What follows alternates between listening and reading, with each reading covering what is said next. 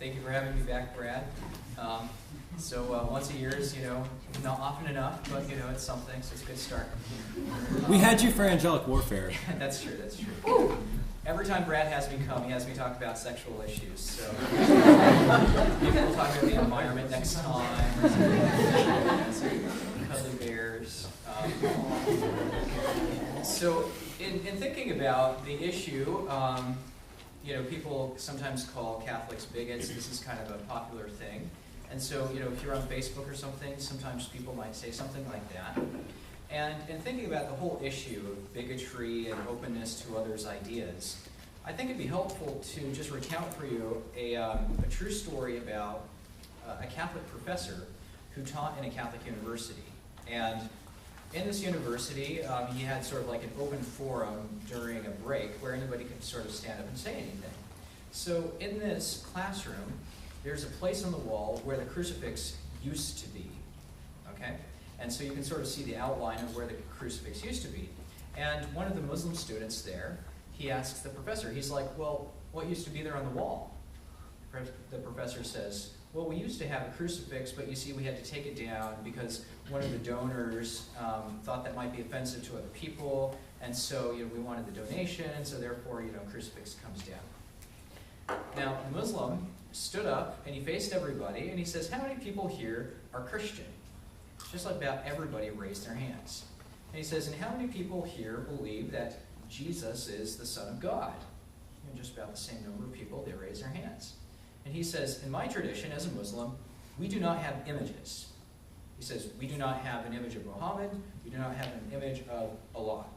He says, but you do, and this is your religion. He says, and you took it down.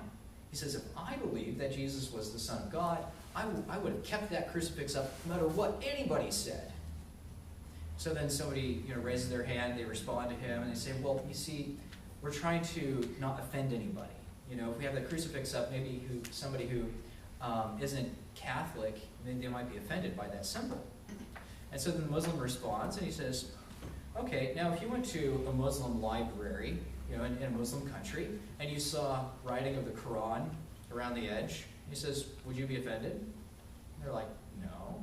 He says, well, why not? Well, because that's a Muslim country, and that's a Muslim university. He's like, yeah, exactly. He says, and so if you went to a Jewish, restaurant and they had a Star of David, would you be offended? They're like, well, no, because, it's Jewish. He's like, yeah. He says, but now you think that somebody's going to be offended by a crucifix. And he says, so what you're saying is that I'm going to be offended.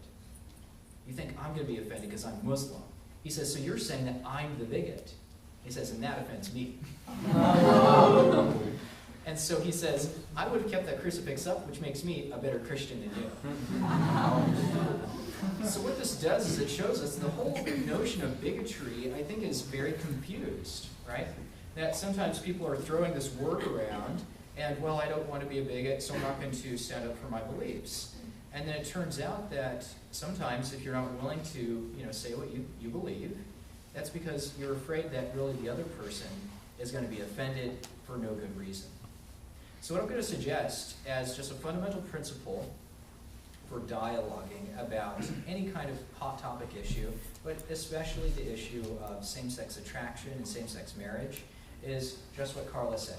Two points: truth and love. Okay? If you just have truth, this is what the Bible says, this is what the church teaches, this is what makes sense according to nature, just truth can be very harsh. But if you just have love, oh, I love you, everything you do is fine, everything's going to be okay, there's no difference between what anybody does, we can all have our own morality.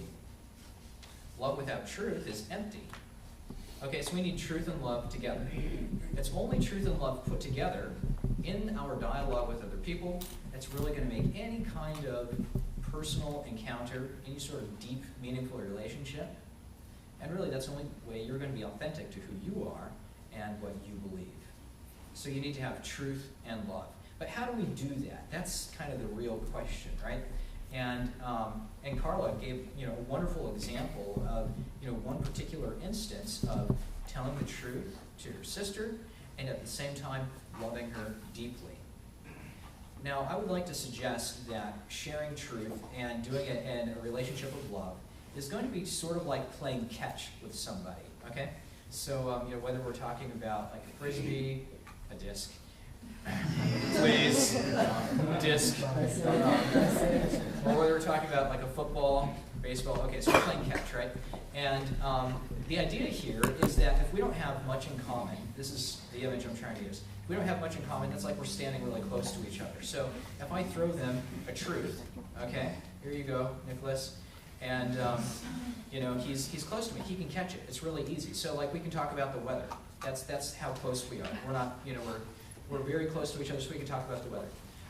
But then let's say that we come to have a deeper relationship, okay, so the truth that we throw to each other is a little more difficult to understand. So now I'm going to toss out to him an idea about the existence of God. I think God exists. And so now he's standing a little bit further apart, it's a little bit harder to catch, right? But he's good, he got it, okay, or he's catching it. Okay, so then now we're going to talk a little bit more. And if we know each other, we trust each other, and if I understand the truth that I'm trying to toss his way, okay, that means that I'm good at throwing it, okay? So if I know how to do that, the side, behind the back, okay, then we can be further and further apart, and that truth can still be thrown and caught, okay? So it requires skill kind of on both of our parts. And so if I say something like, well, I think marriage is one man and one woman, that's like a really long distance throw. That's and he's like catching it. Okay, so that requires skill on my part. I have to know what that truth is. And he has to have a sort of openness to that truth in order to catch it, to make it his own. Are you guys following me with this kind of analogy? Yeah? Okay. Yeah.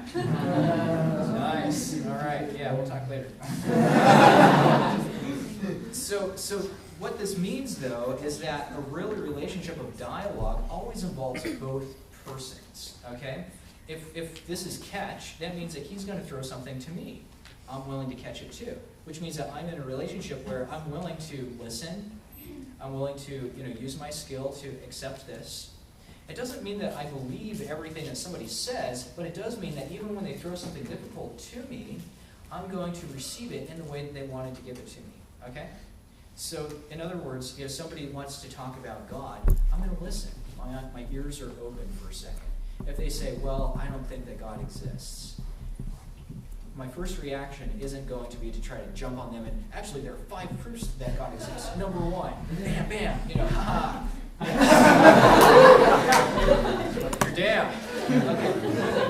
If I do that, first of all, that's not actually going to convince them. That's not going to be very helpful because I'm like throwing that truth back at them and it's so painful they can't even handle it. Instead, what I need to do is first I listen, okay, and then I think about why did they throw this to me? What are they saying? So I'm catching it. And so we're in this sort of reciprocal relationship. Now, what this means is that any kind of basic relationship that we're going to have for truth is openness to the other person as a person speaking to you. You have to realize that whatever somebody is going to say to you comes from something within them. It doesn't mean it's always a deeply held thought. It's not something that's always going to be thought about in a well-rationalized way. So, for instance, somebody's on Facebook and they like that little equal sign and they're like, yeah. And then they type out, I think everybody should have equal access to marriage. And then they send it, and then now it's it's on your Facebook, and you're kind of like, what should I say? I don't know. Don't you agree, friend? You're like, oh no, I'm putting my friendship in question. And, okay, so just because they're saying something doesn't mean that it's deeply held or it means that's like well thought out. But it does mean that it's still coming from one person to another person, okay? And so if you love that person, you're at least going to stop for a moment and consider, what is this relationship about? Where is this tending? What are we trying to do? What's the goal of this relationship? Ultimately, your goal is to show them truth and love. And the point that we need to understand is that not everybody wants to play catch, okay? Some people, they just want to throw. Do you know what I mean? Like, have you ever been with somebody, where like, this works better for baseball, but all they want to do is they want to bat, They're not really interested in like batting. You know, you're like, okay, you know, here, I'll throw the ball. And then after they bat for a couple times and you've done it, you've thrown the ball a number of times, they're like, man, I'm tired. Okay, thank you. You're just like, I just threw the ball for this guy. I never got up to bat. In other words, he's not listening to me. We're not in a reciprocal relationship where he's willing to listen to my side. He's only just trying to give in that way, but he's not willing to receive. So we have to consider what's going on in this relationship. If they're not willing to have this relationship of love, then the relationship of truth isn't really going to be something that we can pursue together. Does that make sense? If I'm throwing that frisbee disc, and if they're not willing to throw it back, they just want to take that disc and then run with it, they're not playing the game anymore. It's a different game. It's not the game of love and truth. It's the game of, I don't know, domination? I'm not sure. Well, I'll tell you about this game we used to play. It's called Spartan Madball. I was telling Doug about this. And it had 2 rules. One was when you crossed the line, the goal line, you made a point. And the other was when somebody went to the hospital, you had to stop. So, you know, in those kind of games, there's no relationship of love. It's just a relationship of, you know, and it turns out it's not really a relationship of truth either. Okay, so sometimes you have to realize what's happening here. They're not communicating truth or love. There's something else going on. Now, here's something that very often we might encounter, is we have a dialogue with a person on an individual level. Okay, so you meet with somebody, you show them love, and you show them truth, and you say something like, well, perhaps they come to you and they say, you know, I'm really in favor of gay marriage. And you're just, you know, just having a talk, just, you know, person on person, you know, and you say, I'm not. And they say, well, why not? And you say, because ultimately I think that every child has the right to be brought up by his or her parents. It's a right for every child to be brought up by his or her parents. That ultimately, if you institutionalize marriage between a man and a man, between a man and a woman, what happens to the biological parent? 2 men, only one of them can be the biological parent. Okay? So automatically you're institutionalizing breaking up the biological family. You say this to, you know, your friend, and he responds, well, I disagree. I think that it's about equality, I think it's about freedom, and you're trying to squash that. And you're like, okay, well, we disagree. So you still have an amicable, right, dialogue. You say, you know, your position, he says his, you don't agree, but you're still friends. This is like playing catch, but what happens when now you're playing a game? A game implies there are 2 teams, and when you have 2 teams, it means that sometimes the person you played catch with now is trying to defeat you. Do you know what I mean? What I mean is, for instance, you've talked with a person in private, but now on Facebook it's public and they're trying to defeat you in conversation. Big hit! You're like, man, I just talked with you. You know, like I was trying to explain things, I was being really friendly and happy, and now all of a sudden they're throwing this bigot at me, and I'm just kind of like, should I catch it? Should I drop it? You know, it's a hot potato, I don't want it. And you're trying to figure out what kind of relationship is this? Well, the difference is you're not playing catch one-on-one, you're playing a game now. Does that make sense? So what I mean is that there are positions that we hold because we're in the church. As Catholics, we believe that marriage is between one man and one woman. God designed it with Adam and Eve. Christ blessed it at Cana, and the church has promulgated it since the beginning. So this is something that we believe as Catholics. This is doctrine. Nevertheless, people believe something else. So we might say that's another team. And sometimes when somebody's on another team, they forget that truth or love is still possible between 2 teams. If this is something rare, but it happens. You know, when people actually play 2 different teams and they respect each other, and you know somebody else on the other team, they make a really good shot, or they play really well, they make a great catch, and you're like, hey, good job, to the other team, and your teammate's like, shut up, man. You know, they're like our enemies. And that's totally wrong. You should be able to praise the other team for doing a good job while still recognizing that you want to win. Okay? So similarly, we should always have respect and honor for people who disagree with us, people who say the Catholic Church is wrong, and they disagree with the Church's position, which is ultimately God's position. So what happens, though, is that sometimes this inter-team warfare starts to affect the individuals. Now, after the team play is over, you've done your public thing, you want to meet in private, hey, let's play catch again. Sometimes they're not willing to do that. Man, you're still the enemy. So this is a difficulty, is trying to recognize that in upholding the church's position in playing this game, we're still recognizing the dignity and the honor of everybody who is on the field. Okay? And so it's always important that the love is never divorced from truth, and the truth is never divorced from love. When somebody asks us a question, we have to ask ourselves, are they ready to hear the whole truth? Sometimes they're not. So for instance, there's like little kids, and and I talk with a little kid, and they're wondering, can a daddy marry a daddy? I have to tell him the truth. Okay, but the kind of truth that he's open for is not the truth that you guys are open for, right? I mean, you can accept a deeper level. And sometimes there are other people who disagree with what the church says, and we have to ask ourselves prudently, how much am I going to say in this particular instance? Do I want to get into a big argument? Or am I going to simply say the church's position clearly, without ambiguity, and yet in such a way that I'm telling them, I love people who have same-sex attraction, and out of that love, I have compassion, they have dignity, and they are children of God. You see what I'm saying? So sometimes we have to say precisely, well, where are we going to go with that truth?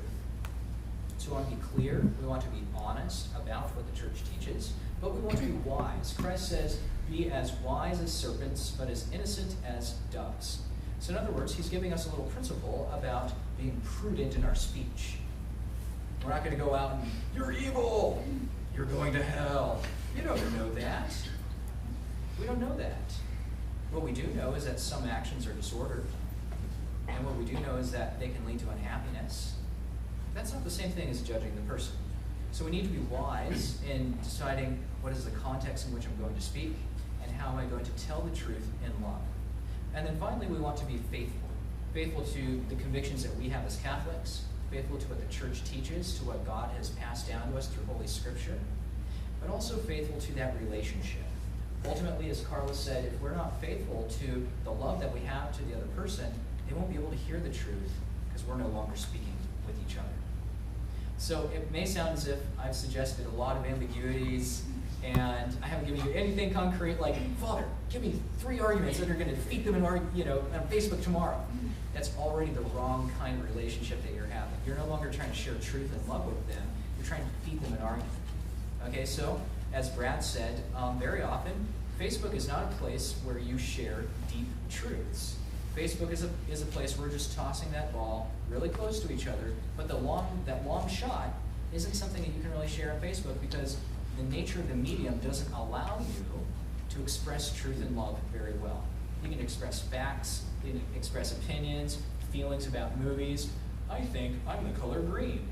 Wow, that's really deep. Red.